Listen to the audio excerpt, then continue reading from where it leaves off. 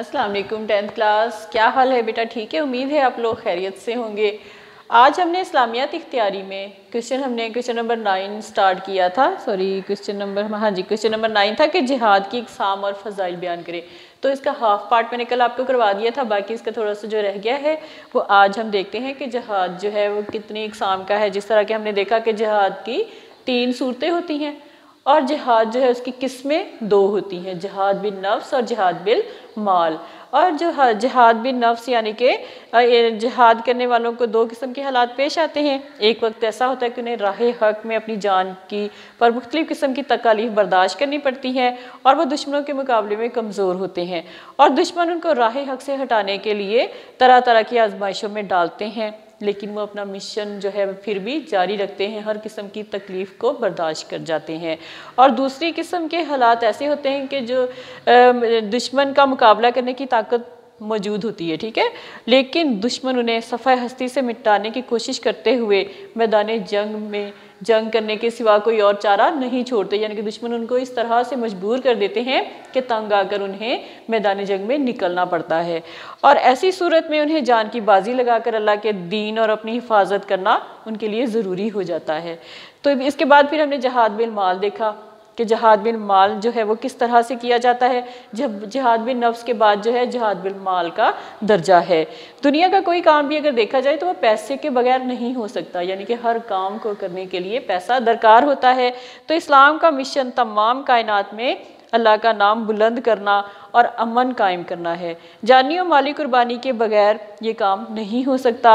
सहाबा इकराम ने जिहाद बिन नफ्स के सिलसिले में बेमिसाल रिवायात कायम की, यानी कि उन्होंने जिहाद किया, अल्लाह की राह में निकले, इस्लाम के दुश्मनों के साथ उन्होंने महाजराई की।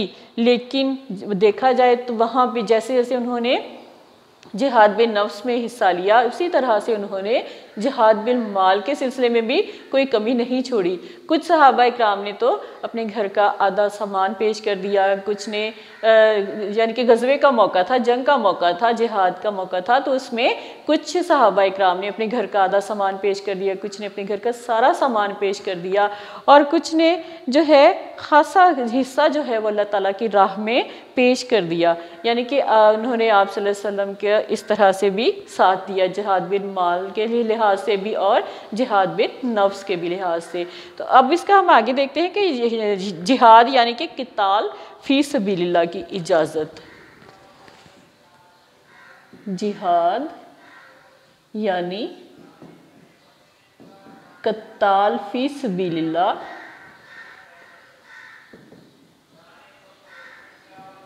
की इजाज़त। आज हम जो क्वेश्चन कर रहे हैं वो जिहाद के बारे में ही है। हमने कल इसका हाफ कर लिया था, हाफ आज करवा रही हूँ, ठीक है। तो जिहाद यानी कि क़ताल फ़ी सबीलिल्लाह की इसकी इजाज़त जो है किन सूरतों में होती है कि जब ऐलान जंग की इजाज़त जो है इन सूरतों में होती है कि सबसे पहले देखा जाता है कि दुश्मन इस्लामी मुल्क पर हमला आवर हो रहा है, यानी कि दुश्मन जो है वो कोई इस्लामी मुल्क पे हमला करना चाहता है। दुश्मन अपने मुल्क में इस अहले इस्लाम को जुल्म सितम का निशाना बनाए और दीन पर पाबंदियाँ आयद कर दे, या तो दूसरा मुल्क जो है वो हमला करना चाहता है। दूसरी सूरत में ये देखा जाता है कि दुश्मन अपने ही मुल्क में इस्लाम को जुल्म सितम का निशाना बनाए और उनका जीना हराम कर दे और उनके दीन पर पाबंदियाँ आयद कर दे। और नंबर 3 पे देखा जाता है कि दुश्मन मुसलमानों को बेपनाह कत्ल कर दे, यानी कि कत्लो गारतगरी जो है, जैसे कि आजकल हम देखते हैं जो कश्मीर में किस तरह से मुसलमानों को कत्ल किया जा रहा है, शहीद किया जा रहा है। फिर उसके बाद फ़लस्तीन है। इस तरह से और भी छोटे छोटे जो इलाके हैं वहाँ पे जहाँ मुसलमान जो है उन पर बहुत ज़्यादा जुल्म किया जा रहा है, उनको बिला वजह शहीद किया जा रहा है। तो इस तरह से यानी कि नंबर 3 पे ये देखा जाता है कि दुश्मन जो है मुसलमानों को बेपनाह कत्ल कर दे। और उसके बाद नंबर 4 पे ये देखा जाता है कि दुश्मन शिकस्त अहद का मुर्तकिब हो और गद्दारी करे, यानी कि दुश्मन जो है जब उसको शिकस्त हो जाती है और उसके बाद जो है वो अपनी शिकस्त को कबूल भी कर लेता है, लेकिन उसके बाद फिर वो यानी कि एक दफ़ा तो वो साथ मिल गया शिकस्त कबूल करने के बाद, फिर उसके बाद उसने गद्दारी करना शुरू कर दी मुसलमानों के साथ। तो इस सूरत में भी जंग जो है वो उसका होना ज़रूरी होता है। फिर उसके बाद है फसादी और ख़तरनाक दुश्मन की तरफ से हमले का ख़तरा हो, यानी कि किसी ख़तरनाक जो मुल्क है कोई बहुत ही जंगी सामान से लेस होकर जो है वो जंग के लिए तैयार हो और उसकी तरफ से ख़तरा हो कि ये मुल्क जो है हम पे दुश्मन इस तरह से हम पे हमला करेगा तो उसका मुकाबला करने के लिए मुश्किल हो जाएगा। तो इस हालत में जो है वो जंग के लिए निकलना ज़रूरी होता है। जब ऐलान जंग हो जाए तो हर मुसलमान मर्द आकिल और बालिग पर जो मोहताज ना हो, अब जो कैसे के इंसानों पे जो है हक जिहाद वाजिब है कि जो मोहताज ना हो और बीमार ना हो, और जंग में शरीक होना उनके लिए वाजिब है, यानी कि वो तंदुरुस्त हों, कोई मजदूरी ना हो, उनको कोई अपाहज ना हो या फिर कोई बीमारी ना हो। उसके अलावा हर इंसान जो है उसके ऊपर जो है जिहाद वाजिब है, ज़रूरी है। ये अमीरुल मोमिनीन का काम है कि जिसे चाहे मैदान जंग में भेजे। अब जो अमीरुल मोमिनीन है वो जिसे चाहे वो जंग में भेजे, और जिसको भेजा जा रहा है उसके लिए जाना लाजमी हो जाता है, और जिसे चाहे मैदान जंग में भेजे और जिसे चाहे पीछे छोड़ दे। ऐसे वक्त में जंग से कतराना या मैदान जंग से भाग निकलना नफाक की अलामत है, यानी कि यहाँ ये देखा गया है कि अगर जंग की हालत है और अमीर जो है अमीरुल मोमिनीन जो है वो यानी कि मुसलमानों के जो सरदार हैं, नुमाइंदे हैं, जो हुक्मरान हैं, वो उनको जंग के लिए भेज रहे हैं, और ऐसी सूरत में कोई जानबूझ के जंग से जान छुड़ाना चाहता है, उसमें नहीं जानबूझ के जाना नहीं चाहता, ठीक है, तंदुरुस्त भी है, कोई बीमारी भी नहीं है, कोई माजूरी भी नहीं है, फिर भी वो जंग में जाने से अपने आप को बचा रहा है, तो या फिर मैदान जंग में गया और वहाँ से दुश्मन का मुकाबला करने के बजाय वहाँ से भाग खड़ा हुआ, यानी कि बुज़दिली की निशानी हुई है। तो ऐसी हालत में जो है ये किसकी अलामत होती है? नफाक की अलामत होती है। और इस किस्म की हरकत मोमिन की शान के ख़िलाफ़ है। एक मोमिन जो है वो कभी भी बुज़दिल नहीं हो सकता, उसको अल्लाह ताला की तरफ से उसके अंदर हिम्मत आती है, हौसला आता है और बहादुरी आ जाती है। अगर कोई इस तरह की हरकत करता है तो वो मोमिन नहीं कहलाता। ये हरकत जो है मोमिन की शान के ख़िलाफ़ होती है। जो अपना मालो जान अल्लाह के हाथ जन्नत के बदले में फ़रोख्त कर चुका है, यानी कि मोमिन जो है उसकी शान क्या है कि उसने अपने तमाम माल को, अपनी जान को जन्नत के बदले में अल्लाह ताला के यहाँ फ़रोख्त कर दिया है, यानी कि उसके बदले में उसने जन्नत ख़रीद ली है, उसके लिए जन्नत लाजमी है। तो मोमिन की शान क्या है कि वो बेदरेग अपनी जान की परवाह किए बगैर मैदान जंग में निकलता है।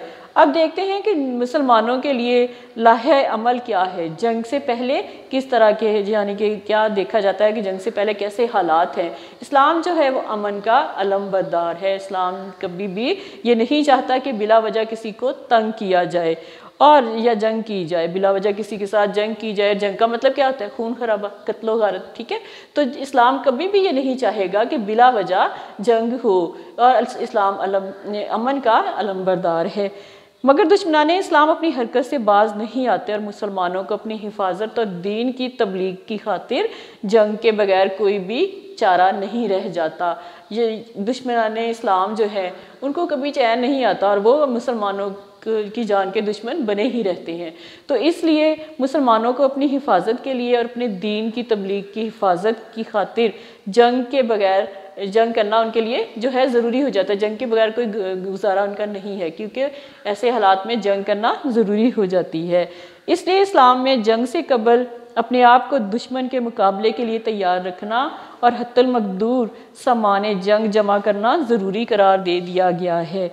और यानी कि जब जंग से पहले इस्लाम में क्या करार दिया गया है कि अपने आप को दुश्मन के मुकाबले के लिए भी तैयार रखें, यानी कि कभी भी दुश्मन हमला कर सकता है, तो इसके लिए अपने आप को दुश्मन के मुकाबले के लिए तैयार रखें। जंग का सामान आपके पास मौजूद हो, उसका मुकाबला करने के लिए, हर किस्म का मुकाबला करने के लिए जो है सामान मौजूद हो, और जो है सामान जंग उसको जमा करके रखना चाहिए कि कभी भी दुश्मन का सामना करना पड़ जाए तो बहादुरी से दुश्मन का मुकाबला किया जा सके।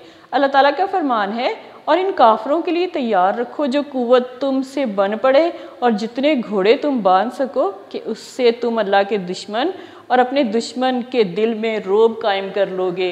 यानी कि अल्लाह ताला ने फरमाया कि अपने लिए जो है काफरों के लिए तैयार कर रखो वो कुव्वत, यानी कि इतनी ताकत उनके लिए जमा करके रखो काफरों के लिए, और जितने घोड़े तुम बांध सकते हो बांध लो, यानी कि घोड़ों को तैयार रखो मैदान जंग में जाने के लिए। तो इससे क्या होगा कि तुम अल्लाह के दुश्मन और अपने दुश्मन के दिल में एक रौब बिठा सकोगे।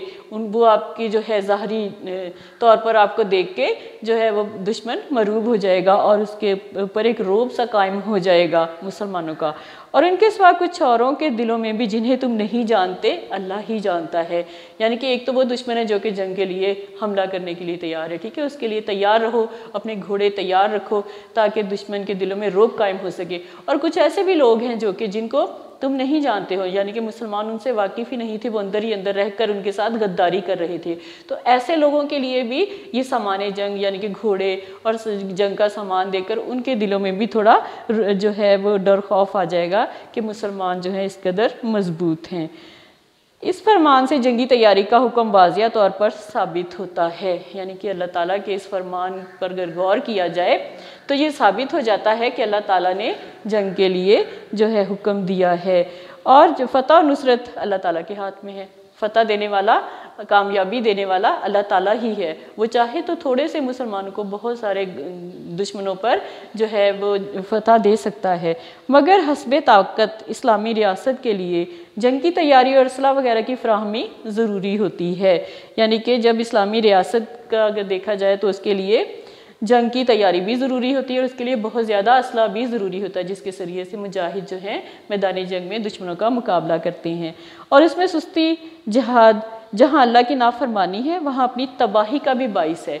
और ऐसे कामों में यानी कि दुश्मनों के लिए जंग अपने आप को तैयार ना रखना, साजो सामान जंग का ना जमा करना और कोई जो है घोड़ों के लिए जंग मैदानी जंग में जाने के लिए घोड़ों को तैयार ना करना, इस काम ऐसे कामों में अगर सुस्ती दिखाई जाए कि जो है पूरे तौर पर तैयारी ना रखी जाए तो ये एक तरह की सुस्ती कहलाएगी। तो ऐसी सुस्ती जो है अल्लाह ताला की नाफरमानी में आ जाती है और ना सिर्फ अल्लाह ताला की नाफरमानी में आ जाती है बल्कि इससे इंसान की अपनी भी तबाही है, क्योंकि दुश्मन जब हमला करेगा मुकम्मल तौर पे तैयारी नहीं होगी तो दुश्मन तो कामयाब हो जाएगा और अपनी जो है वो तबाही हो जाएगी।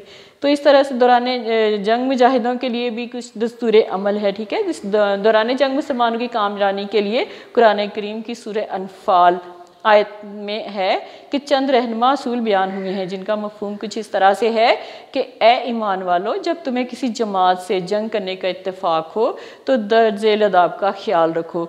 अब सबसे पहले क्या है, एक ये कि साबित कदम रहो। नंबर 1 पे उन्होंने क्या कहा है कि साबित कदम रहो, यानी कि अपने इरादे पे मजबूती से डटे रहो। और दूसरा ये कि अल्लाह का खूब कसरत से जिक्र करो। सबसे पहले क्या कहा गया कि अपने आप को मजबूत करो और दूसरा ये कि अल्लाह ताला का जिस कदर हो सके जिक्र करो, बार बार जिक्र करो, अल्लाह ताला का बहुत ज़्यादा जिक्र करो। उम्मीद है तुम कामयाब हो जाओगे। और अल्लाह ताला का जिक्र करोगे तो ये हो ही नहीं सकता कि अल्लाह ताला तुम्हें बेयारो मददगार छोड़ दे। अल्लाह ताला तुम्हें ज़रूर कामयाबी अता करेगा। तीसरा जो है असूल ये आया है कि जो है रहनुमा असूल कौन सा आया है कि अल्लाह और उसके रसूल की अताअत करो, यानी कि जो अल्लाह ताला ने कहा है उस पर अमल करो, जो अल्लाह ताला के रसूल सल्लल्लाहु अलैहि वसल्लम ने कहा है उस पर अमल करो, यानी कि अल्लाह ताला की भी अताअत करो और रसूल सल्लल्लाहु अलैहि वसल्लम की भी अताअत करो। और चौथा असूल जो है वो ये है कि आपस में मत झगड़ो, यानी कि इत्तेफाक और इत्तेहाद को ख़त्म मत होने दो अपने अंदर से, वरना दुश्मन जो है वो चाल चल जाता है और इससे जो है हिम्मत भी ख़त्म हो जाती है। जब खुद आपस में ही लड़ाई झगड़े में पड़ जाओगे तो दुश्मन का कैसे मुकाबला कर पाओगे, अपनी हिम्मत ख़त्म हो जाती है और तुम्हारी हवा उखड़ जाएगी, यानी कि तुम मजबूती से मैदान जंग में डटे नहीं रहोगे। और पांचवा असूल ये बताया गया है कि सब्र करो, बेशक अल्लाह सब्र करने वालों के साथ है। जंग मैदान जंग में किसी तरह के भी हालात हों तो सब्र का दामन कभी भी हाथ से नहीं छोड़ना चाहिए, क्योंकि अल्लाह ताला हमेशा सब्र करने वालों का साथ देता है। और छठा असूल ये बयान किया गया है कि सूरह अनफाल की आयत में कि इन काफरों की तरह ना हो जो अपने घरों से इतराते हुए और लोगों को अपनी शान दिखाते हुए अल्लाह के रास्ते से रोकते हुए निकले। यानी कि काफिर जो थे उनके पास जंग का सामान बहुत ज़्यादा था तो अपनी तलवारें हाथ में पकड़कर बड़े फ़ख्र से अपनी शान के साथ, एक शान के साथ, गुरूर के साथ बाहर निकले घरों से। तो अल्लाह ताला के रास्ते से लोगों को रोकते हुए निकले। तो ये हुक्म आया कि तुम उन काफरों की तरह से मत हो जाओ जो गुरूर में, घुमंड में आकर अपने असले को लहराते हुए घरों से बाहर निकले थे। और अल्लाह ताला के अमाल को अहाता में लिए हुए है। अल्लाह ताला जो है उनके अमाल को चारों तरफ से घेरे में लिए हुए है। इन आयत में 10 झेल बातें मुसलमानों को अपनाने का हुक्म दिया गया। अब आयत सूरह अनफाल की आयत में जो हुक्म दिया गया है वो कौन कौन सा है? नंबर 1 सबसे पहले क्या कहा गया है? साबित कदमी, ठीक है, यानी कि साबित कदमी का मुजाहिरा करना है। जंग के दौरान साबित कदमी का मुजाहिरा करना है। उसके बाद क्या हुक्म आया है? कसरत ज़िक्र इलाही, कसरत ज़िक्र इलाही, यानी कि अल्लाह ताला का जिक्र जो है वो कसरत से करने का हुक्म आया है। फिर अताते खुदा और अताते रसूल सल्लल्लाहु अलैहि वसल्लम।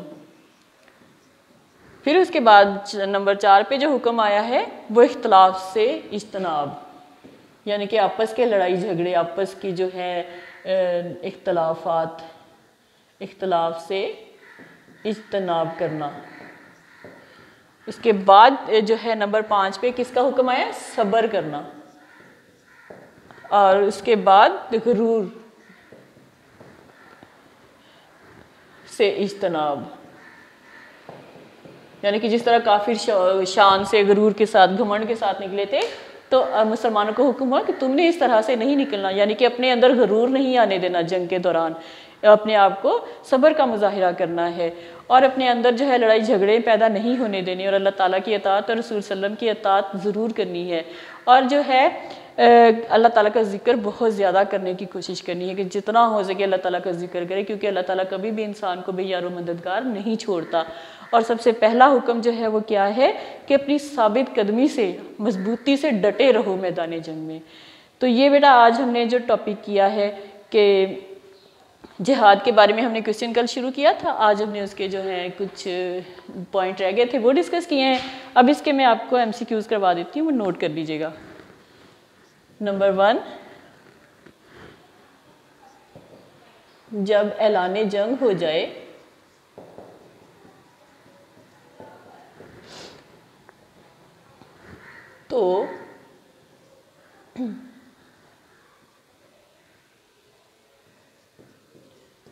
तो हर मुसलमान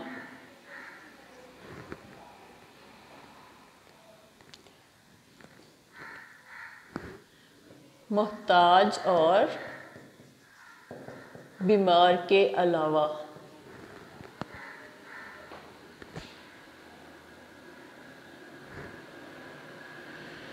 उनका जंग में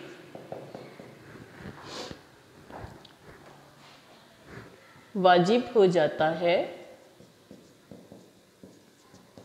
क्या? शरीक होना, यानी कि जंग में शरीक होना उनके लिए वाजिब हो जाता है। नंबर 2,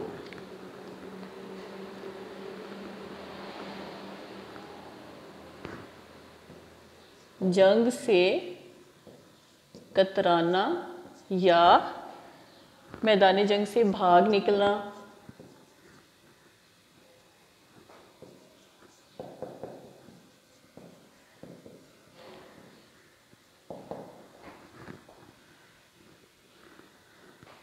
अलामत है, किसकी अलामत है? नफाक की अलामत है। नंबर 3, इस्लाम अमन का है अलमबरदार, इस्लाम अमन का अलमबरदार है। और इस्लाम में जंग से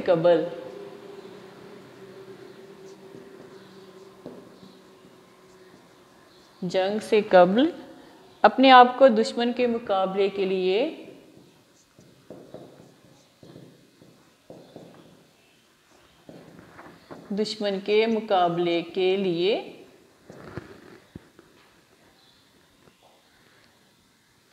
तैयार रखना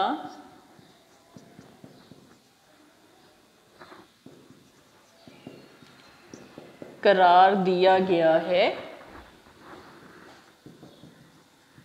क्या करार दिया गया है? ज़रूरी, यानी कि अपने आप को जंग के लिए तैयार रखना ज़रूरी करार दिया गया है।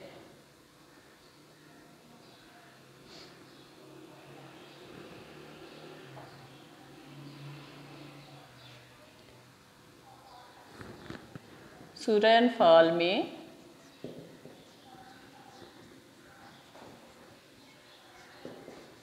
जंग के लिए